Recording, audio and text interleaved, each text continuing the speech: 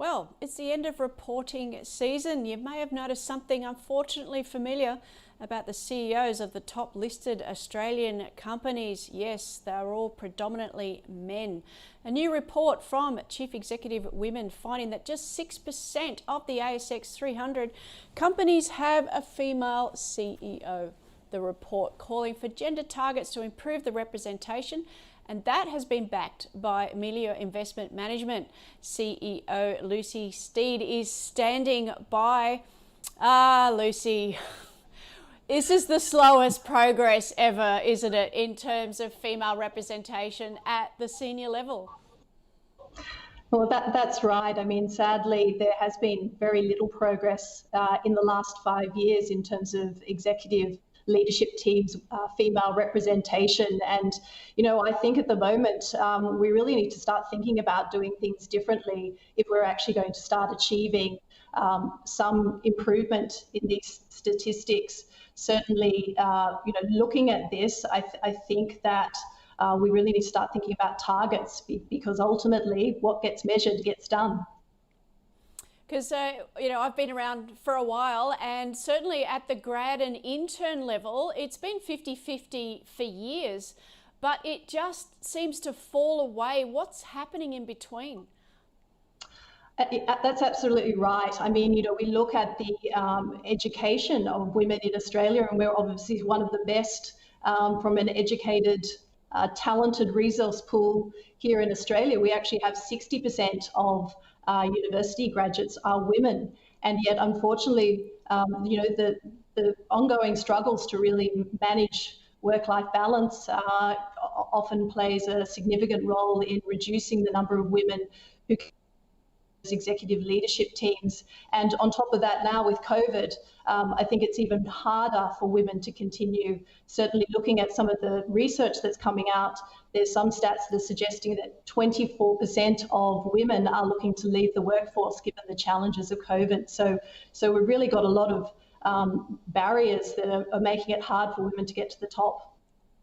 Well, I know I've got a couple of decades of investment banking under my belt and sorely underrepresented at the female level. And I've mentored young women over the years. A lot of it is confidence, and particularly key is applying for jobs whereby you're 60% qualified versus women who think they need to be 100% qualified for the job.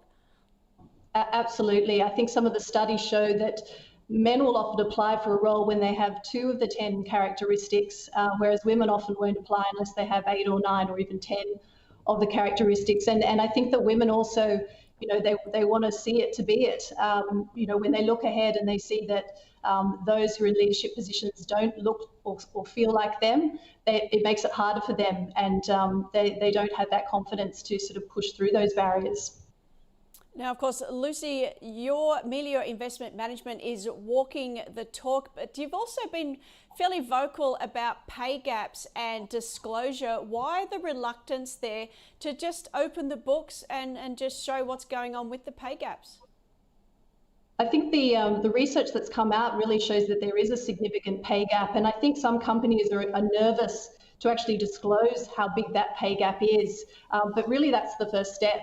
And I think that the more courageous companies are, we've seen companies in, for instance, New Zealand, like Spark, be very open with the significant gap that there is in general in the industry and even on their own books. We've got to see that gap first. We've got to disclose that gap, and then we've got to achieve the targets to gender pay parity. And certainly Melior is really focused on encouraging companies to try and achieve a pay gap target of between plus and minus 5% to really drive forward that equality that enables women also to want to continue in the workforce. I think that where women are getting 26% less than men, it's hard to continue on with those types of disadvantages structurally embedded in corporate Australia. Now, of course, there's been a sort of a sea change when it comes to clients demanding ESG. Are clients now demanding a bit better gender balance when it comes to senior executives?